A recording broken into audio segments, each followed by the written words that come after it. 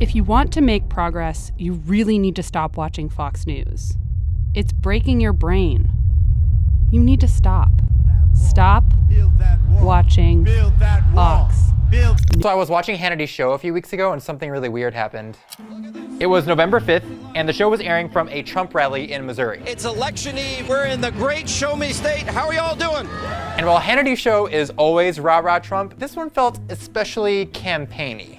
So much is at stake in a few short hours. You ready?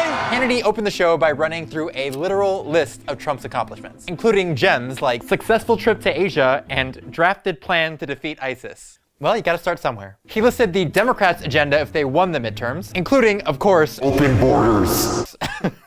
He constantly repeated the phrase, promises made, promises kept. Promises made, promises kept. Promises made, promises kept. Which, surprise, surprise, was one of the GOP's midterm slogans. Promises made, promises kept. And he tried to put on a brave face before the impending blue wave. So what are we gonna see tomorrow? I mean, as far as I'm concerned, polls are meaningless. They are meaningless. The show ended with Hannity privately interviewing Trump, in a coffin, I think, and asking hardball questions like, you spent $3.5 billion on the border wall, and I know you're disappointed. You want the rest. And that was the end of the show. But the weirdness was only beginning. See, a few days earlier, the Trump campaign announced that Hannity would be appearing as a special guest during the rally. Hannity denied that he'd appear on stage, claiming he was only going there to interview Trump. But a few minutes after Hannity's show finished airing, let's get it over with, right? Sean Hannity, come on up, Sean Hannity.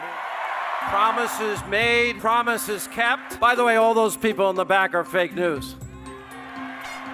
that freaked a lot of people out. And not just because Hannity was literally calling other Fox News reporters in the room fake news. Fox News issued a statement saying they didn't condone talent participating in campaign events, and Hannity claimed the whole thing was a total surprise. The president, I had no idea. It was not planned. And then, nothing. The midterms came and went, Hannity went back to his show, and that was it. Welcome to Hannity, jam-packed hour. What would have been an immediate firing on any other network was barely a PR blip for Fox. Because as shocking as that whole fiasco might look, it's just the latest example in how Fox News is transforming from a right-wing news network into a full-blown campaign operation.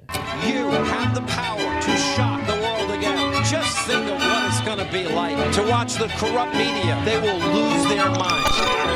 I want to start off by saying this is not a video about Fox News being too conservative. It is normal for journalists to have political beliefs. Hannity is obviously a right-winger, and I am obviously an Antifa super soldier.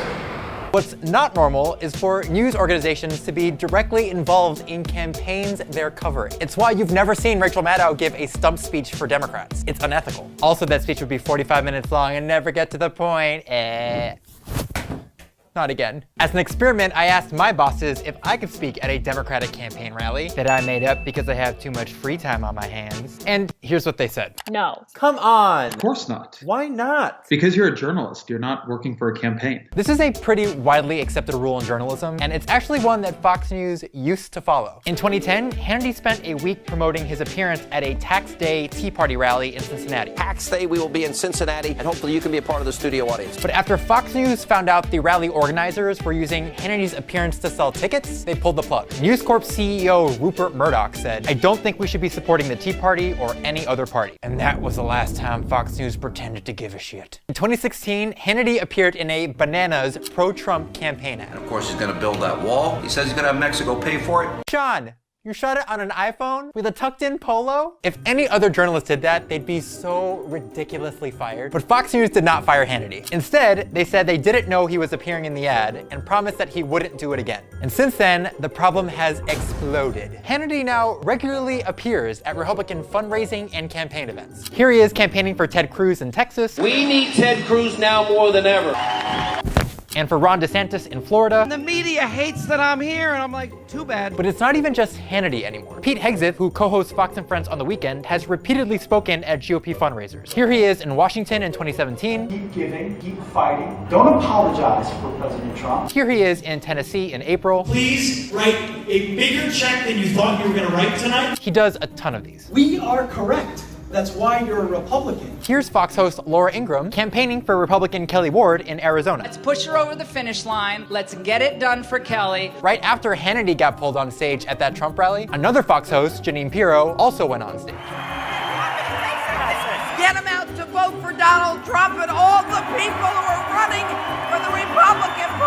Pirro has bragged about speaking at GOP fundraisers on TV. Last night, I was in Morgantown, West Virginia, where I gave a speech at the annual Republican-Reagan dinner. She's a constant fixture at GOP fundraisers across the country. God, you gotta love that sorority pose, though. I'm getting away with it. The problem goes deeper than Fox hosts appearing at these events. These campaigns are now slowly infecting Fox News programming. Before Hannity went on stage at that Trump rally, he went district by district attacking individual Democrats. Liberal, radical, leftist, incumbent Claire McCaskill, radical, leftist, Democrat Kristen Sinema, Democratic do-nothing Schumer Democrat Bill Nelson. While endorsing Republican candidates. American hero Martha McSally, Bob Hugan, Marine, Semper Fi Bob, Ted Cruz needs to be back in the U.S. Senate. It wasn't the first time he'd done that. Hannity had been running that segment for days before the midterms. We will point out 10 key races a night, so you know if it's your district that matters. Republican, Mark Harris, he needs your help. We need that seat to stay Republican. And again, it's not just Hannity. If you call yourself a conservative and a Republican, it's actually immoral not to vote for Donald Trump. Vote for the America that is great again. And the more comfortable Fox has gotten with campaigning, the more GOP candidates are relying on Fox as part of their campaign strategies. Look at this softball interview Hannity did with GOP candidate Karen Housley in October. Karen Housley is with us. Karen, let's talk about Keith Ellison and the double standard. Yeah, thank you so much for having me, Sean. What the? That is not a question. That is a campaign stop. And Housley knew it. She immediately repackaged that interview into a campaign ad. You can win this race. I believe that... Lots of Republicans do this now. Clip Hannity's softball coverage and repackage it for their campaign. A former police chief, Eddie Edwards. I'm with the police chief tonight. Republican challenger, Wendy Rogers, in a district that President Trump only carried by 1 point. By the way, good luck in your run for governor down in South Carolina. I have a lot of friends down there. Yes.